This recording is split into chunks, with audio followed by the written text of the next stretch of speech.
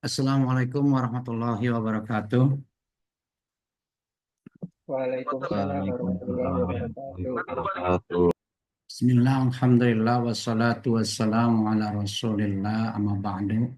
Qala rabbi shrah li sadri wa yassir li amri wa hlul 'uqdatam min lisani yafqahu qawli. Allahumma aftah lana hikmataka wa ansur alaina min hazaini rahmatika ya arhamar rahimin.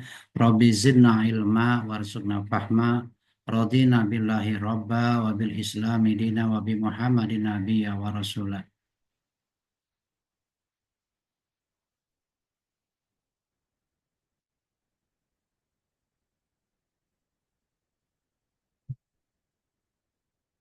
Adik sekalian, pada pertemuan kali ini kita membahas tentang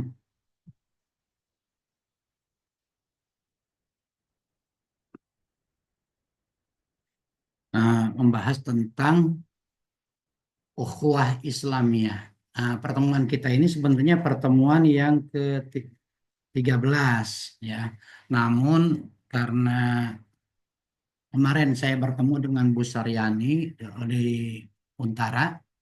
Sekarang pertemuan terakhir. Jadi sekarang ini kita memasuki pertemuan terakhir, yaitu pertemuan 14. Jadi nanti pertemuan 14, tolong dipelajari tentang Ghazwul Fikri, perang pemikiran, terutama tentang perang salib itu tuh ya. Perang salib kan ada 6 periode. Periode 1, 2, 3, sampai 6. Itu tahun-tahunnya diingatkan. Nanti juga di kisi-kisi, nah kisi-kisi itu semuanya ada, tolong dijawab ya, dijawab, pelajari di rumah, isi sendiri ya. Terus nanti eh, itu dibawa ke kampus, jangan taruh di tas tapi taruh di eh, kantong lah sebisanya di mana ya. Yang nanti buat kalau misalnya jaga-jaga kalau lupa. Karena kalau saya kan ujiannya open book gitu ya. Jadi kalau di kampus biasanya close book. Artinya itu untuk memudahkan Anda agar dapat nilai besar. Paham maksudnya sampai di sini? Paham, Pak.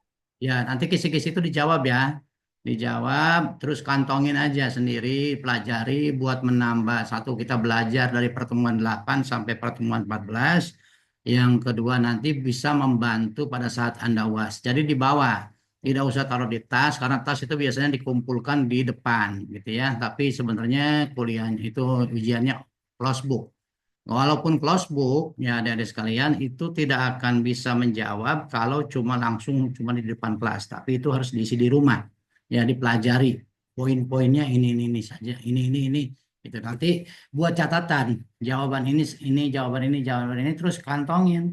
Jadi, nah, buat tambahan nanti pada saat Anda esai, jangan sampai tidak diisi karena di esai itu nilainya 5, satu soal. Gitu ya. Artinya Anda harus benar-benar eh, ngisi semuanya, jangan sampai terlewatkan semua jawaban, karena itu nanti akan merugikan Anda sendiri. Demikian adik-adik sekalian. Eh, ini saya lagi Zoom di tempat lain, jadi agak sebentar ya. Kalau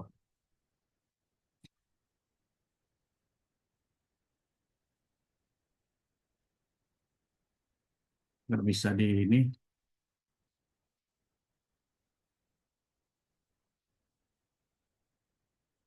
Nggak apa-apa.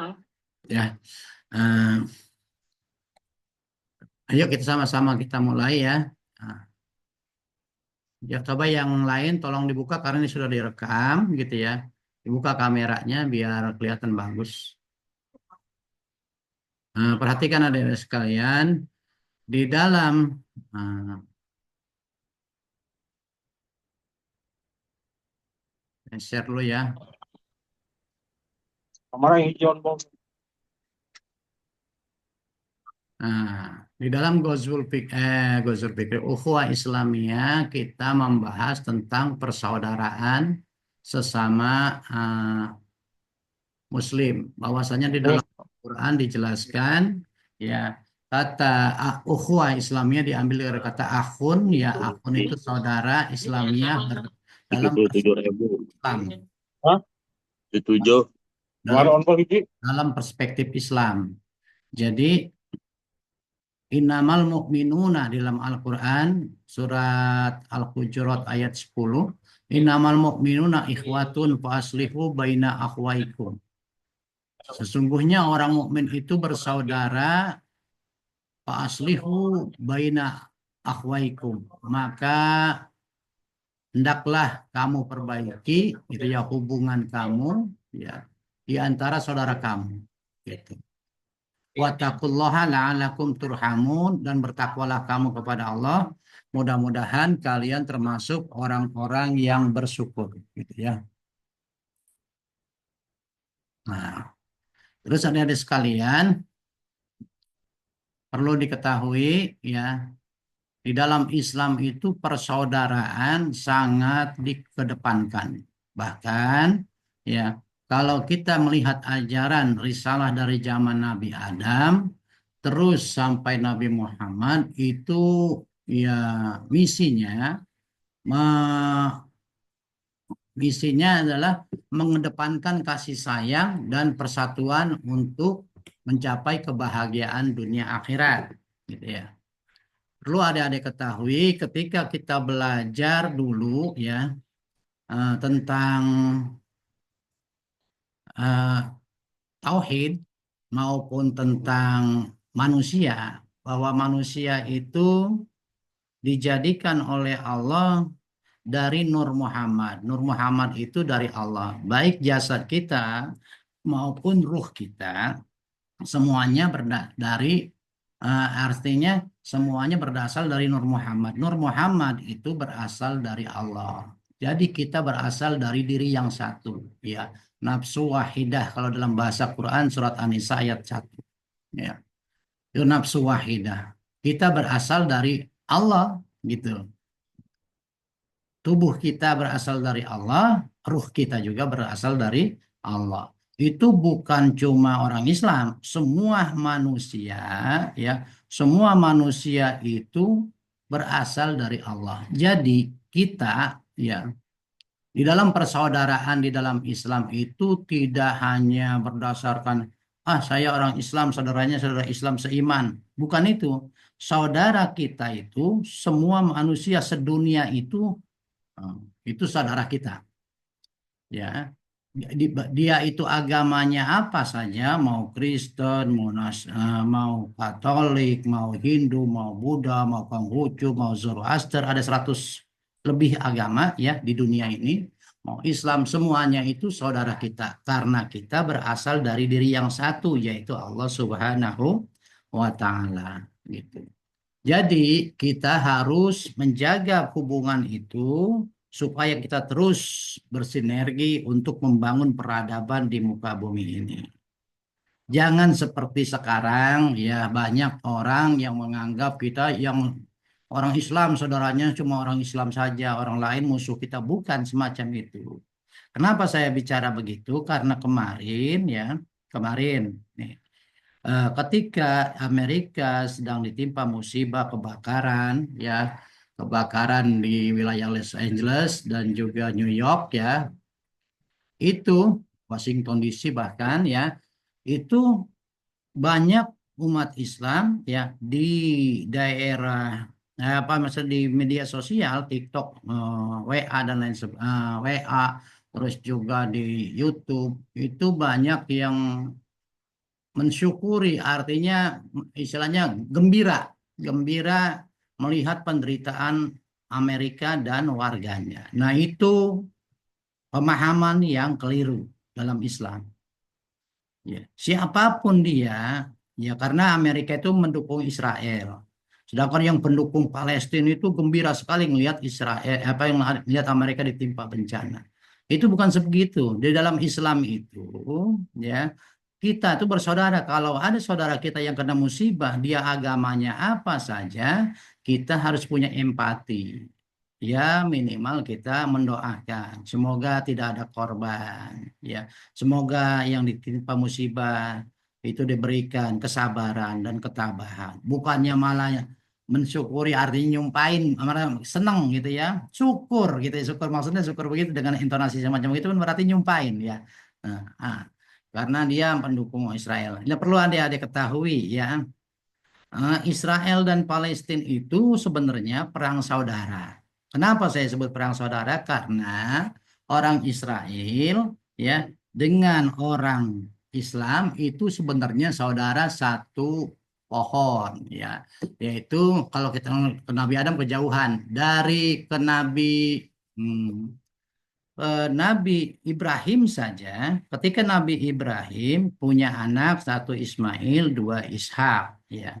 Yang dari Ishak itu melahirkan Yakub. Ya, Yakub itu disebutnya Israel. Israel itu itu bahasa Ibrani namanya Allah. Sedangkan Isra itu adalah hamba. Jadi Yakub itu disebut Bani Israel, nah disebutnya hamba Allah gitu. Dan keturunannya Yakub itu terus lahirlah Nabi Yusuf. Itu lahirlah Nabi Daud, Sulaiman. Nah, semuanya itu lahirnya di Palestina, ya. Di Palestina, di tanah di Yerusalem sampai Nabi Yahya, Nabi Isa, Imron, Siti Maryam ya dan Nabi Daud, Sulaiman yang membangun itu kan Nabi Sulaiman bangun itu. Nah, itu semuanya keturunan Bani Israel. Nah, makanya ada sebuah negara yang mengklaim bahwa dia adalah keturunan Bani Israel, yaitu karena dulu ya ini sejarah perang salib ketika hmm, orang Yahudi yang mengaku agama Yahudi ya kalah perang dengan Romawi, dia kabur. Kosonglah negara itu. Ya. Terus kemudian pada zaman Khalifah Umar bin Khattab, Romawi dan Bizantium dikalahkan oleh Sayyidina Umar, orang-orang Islam. Kemudian Palestina itu karena orang Islam itu tahu bahwa di situ adalah sejarah nenek moyangnya Nabi Ibrahim, ya Nabi Isa, terus lagi Nabi Daud, Nabi Sulaiman, Nabi Yakub, pokoknya semualah para nabi yang Bani Israel itu semua itu orang Islam masa bertanggung jawab untuk mengamankan tanah itu. Lalu di situ ada ya dikuasailah oleh Sayyidina Umar, otomatis orang Islam banyak bercokol atau tinggal di situ, mendiami tanah-tanah itu. Namun setelah Israel itu kuat pada abad modern, kemudian Israel merasa itu tanah leluhurnya, dia mengambil kembali, ingin mengambil kembali gitu. Karena semuanya berdasarkan hawa nafsu, tidak melalui perundingan, akhirnya Palestina bersikeras bahwa itu tanah leluhurnya. Ya, terus eh, terus lagi kalau Israel juga itu tanah leluhurnya bersikeras akhirnya karena berebut warisan itu disebutnya perang saudara gitu ya. Makanya di situ ada tempat ibadah tiga sekaligus ya. Ada tempat ibadahnya orang Yahudi yaitu tembok ratapan. Ada tempat ibadahnya orang Islam dan ada tempat ibadahnya yaitu kuil ya tempat ibadahnya orang Nasrani gitu ya. Nah, itu tiga. Jadi kota Baitul Maqdis atau kota Israel atau Palestina yang sekarang itu kota tiga agama karena punya leluhur yang satu yaitu Nabi Ibrahim alaihi salatu wassalam. Makanya kita di situ kalau kita sama-sama menyadari maka tidak akan terjadi konflik yang semacam itu karena hawa nafsu yang bertengger adik-adik sekalian sehingga eh, sehingga mereka itu berperang yang akhirnya merugikan semua pihak. Israel rugi, Palestina juga rugi, banyak korban jiwa melayang tanpa dosa dan lain sebagainya. Yang harusnya dia membangun peradaban yang lebih maju sekarang itu untuk membenahi diri kembali ke asal saja susah. Ibadah juga merasa istilahnya eh, kekurangan dan lain sebagainya dan tidak tenang karena ke dalam suasana konflik. Itu perlu adik-adik ketahui ya, ya bahwa kita itu apalagi kalau ditinjau dari ilmu ilmu sains ya, ilmu sains itu dari ilmu biologi lah. Adik-adik sekalian, coba periksa gen. Di dalam gen itu ada genom. Genom itu adalah semacam chipnya atau softwarenya, ya, softwarenya manusia. Itu kalau diteliti, maka gen itu akan menyambungkan gen si anu nyambung ke si anu, gen si anu nyambung ke si anu. Karena di dalam gen itu ada tali kromosom. Nah, kromosom itu kalau ditarik dari bumi, menurut ahli para biologi itu sampai ke matahari bahkan lewat itu tidak belum belum habis.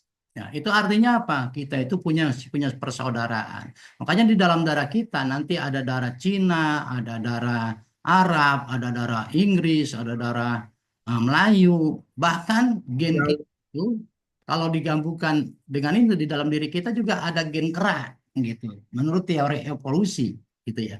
Itu berdasarkan ilmiah, ya, kajian ilmiah para ahli genetika. Nah, makanya gen kita itu nyampur sama bayam, gen kita itu nyampur sama kangkung, sama dengan hewan. Makanya kenapa kita tidak boleh membuat kerusakan di muka bumi?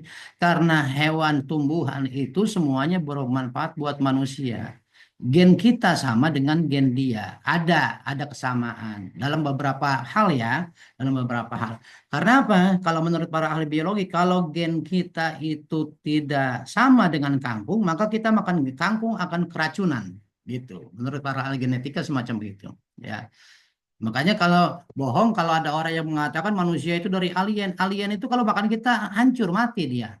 Gitu ya. Nah, begitu ada sekalian.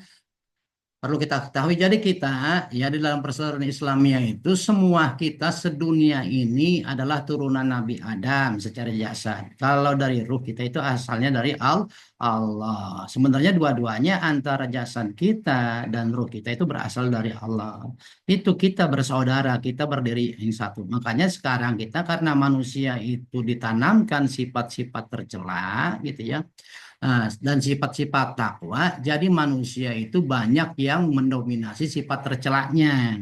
Gini contoh, contoh nih di dalam diri kita.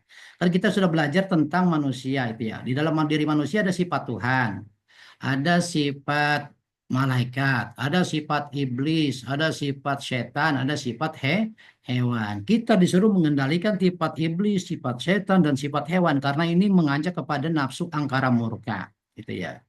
Contoh di dalam diri kita, kita pada saat sekarang nih Zoom, ya, kuliah bareng, itu kita sedang ditunggangi malaikat. Sedangkan pada saat kita berada di tempat yang jelek, misalnya kita ada di diskotik atau di tempat keramaian yang mengandung dosa, di situ kita sedang ditunggangi setan. Nah, kita mengendalikan diri kita saja, ya, itu sulit, apalagi kita mengendalikan negara. Makanya kita sama sekarang ini berupaya merapikan diri kita agar diri kita itu benar-benar seperti manusia sejati. Manusia sejati itu yang bagaimana? Manusia sejati adalah manusia yang menebarkan kasih sayang ke seluruh makhluknya Allah. Kalau yang disebut manusia itu adalah value. Value itu adalah nilai. Nilai itu budi pekerti. Makanya Nabi Muhammad SAW diutus ke dunia ini, ya, itu untuk menyempurnakan keutamaan budi dan akhlak. Jadi dari risalah Nabi Adam sampai ke Nabi Isa disempurnakan buahnya itu pada syariatnya Nabi Muhammad, yaitu mengedepankan akhlak yang terpuji di dalam menghadapi kehidupan ini.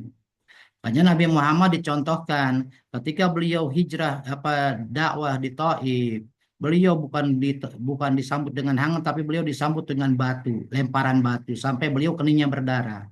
Pada saat itu malaikat penjaga gunung minta kepada Nabi Muhammad, coba kamu berdoa kepada Allah Subhanahu wa taala supaya apa? Supaya penduduk Taif ini dibinasakan dan aku timpakan gunung kepada penduduk Taif. Tapi Nabi Muhammad berkata, kalau mereka binasa mati, saya harus dakwah sama siapa? Tapi Nabi Muhammad malah berdoa, ya Allah, Allahumma hdi qaumi fa innahum la ya'lamun.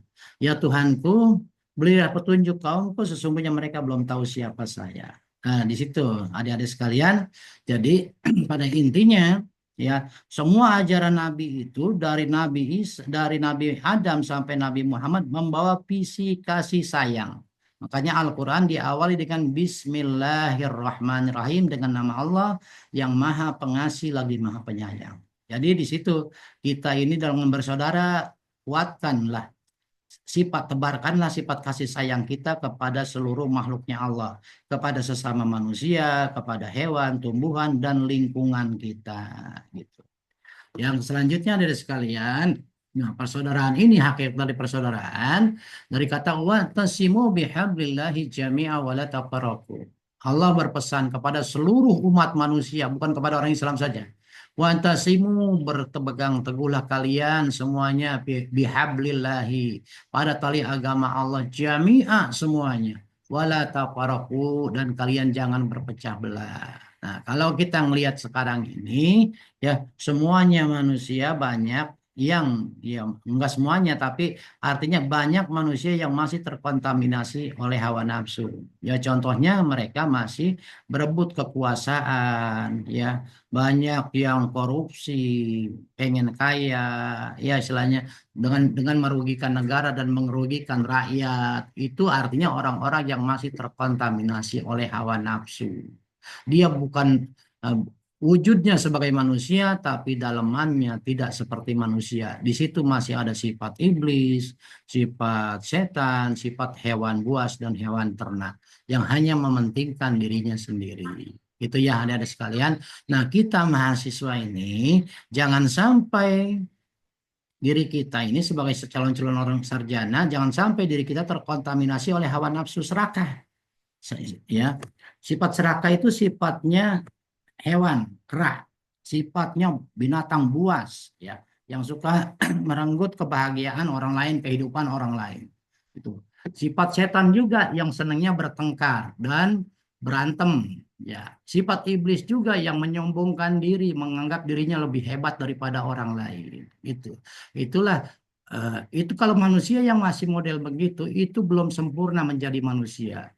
Manusia yang sempurna adalah manusia yang mengedepankan budi pekerti yang luhur, cerdas untuk mencapai kebahagiaan dunia akhirat. Ya, akhlaknya baik, ilmunya tinggi, dan dia bermanfaat buat orang banyak dan menciptakan sesuatu yang baru untuk perkembangan ilmu pengetahuan dan peradaban yang bermanfaat buat orang banyak. Gitu. Wadhkuru dan Allah mengingatkan ingatlah oleh kalian nikmatallahi atas nikmat Allah alaikum kepada kalian il kuntum a'da'a ketika kalian dalam bermusuh-musuhan kemudian fa'alafa baina qulubikum maka Allah lembutkan maka Allah satukan gitu ya di antara hati-hati kalian asbahtum sehingga kalian menjadi binikmatihi ikhwana ya mendapat nikmat dengan bersaudara gitu ya Allah mempersatukan hatimu lalu jadilah kamu karena nikmat Allah orang-orang yang bersaudara dan kamu telah berada di tepi jurang neraka lalu Allah menyelamatkan kamu padanya demikianlah Allah menerangkan ayat-ayat kamu agar kamu mendapat petunjuk ya. Nah, begitulah adik-adik sekalian gambaran tentang persaudaraan di dalam Islam. Jadi pada intinya persaudaraan di dalam Islam itu tanamkanlah kasih sayang kita kepada sesama manusia, kepada hewan, kepada tumbuhan. Mau dia manusia itu agamanya apa saja, sukunya apa saja, negaranya apa saja, itu adalah saudara kita ya sesama manusia. Makanya tebarkanlah kasih sayang kepada saya. Tebarkanlah perdamaian, tebarkanlah persatuan. Nah, kalau di Indonesia sudah ngajak sebenarnya bahwa di dalam pembukaan Undang-Undang Dasar 45 gitu ya, bahwa kemerdekaan itu lihatlah hak segala bangsa. Oleh sebab itu penjajahan di dunia harus dihapuskan karena tidak sesuai dengan peri kemanusiaan dan peri keadilan. Itu baru ajakan, tapi prakteknya masih banyak yang belum. Bahkan di Indonesia ada sila ketiga persatuan Indonesia gitu ya, bersatuan ya. Eh, Pancasila mengajak kita supaya bersatu, tapi eh, ajakannya benar, cuman prakteknya masih banyak yang belum bersatu dan banyak hanya mementingkan diri sendiri. Sampai di sini silakan ada yang mau bertanya, apakah udah paham belum? Ya. Nah, perhatikan ada sekalian. Nah, ini juga ukhuwah Islamiyah, perumpamaan seperti tali tasbih. Bahkan Allah mengungkapkan al al al-akhillau yawma idzin ba'duhum li ba'din aduwwun illal muttaqin. Teman-teman akrab pada hari itu sebagiannya menjadi musuh bagi sebagian yang lain kecuali orang-orang yang bertakwa. Jadi hanya orang-orang yang bertakwa yang punya sifat manusia yang sempurna, yang menebarkan kasih sayang dan menjalin persaudaraan kepada sesemua makhluknya Allah. Gitu ya. Terus di arahan Rabbani wa alafa baina qulubihim law anfaqta fil ardi jami'a ma alafta baina qulubikum walakinna alafa bainahum innahu azizun hakim. Tadi sudah dijelaskan ya. Nah, dalam hadis bahkan hadis Nabi Muhammad SAW berkata, al muslimu akhul muslim la yadlimuhu wa la yuslimuhu wa man kana fi hajati akhi. Karena Allah fi hajatihi, gitu ya. Nah, sesungguhnya Rasulullah bersabda, seseorang muslim bersaudara kepada sesama muslim lainnya tidak boleh menganiaya dan tidak boleh dibiarkan dianiaya oleh orang lain. Dan siapa yang menyampaikan hajat saudaranya, niscaya Allah menyampaikan hajatnya. Ini hadis dalam Sahih Bukhari, gitu ya.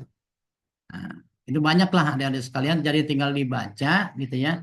Tinggal dibaca, nanti insya Allah mudah-mudahan dari tentang persaudaraan ini bisa membekas dalam hati kita. Terus kemudian kita implementasikan nilai-nilai kasih sayang dan persatuan itu di dalam kehidupan kita sehari-hari agar kita menjadi manusia sempurna yang bahagia di dunia maupun di akhirat. Itu saja barangkali ada dari saya kalian ya, saya sampaikan.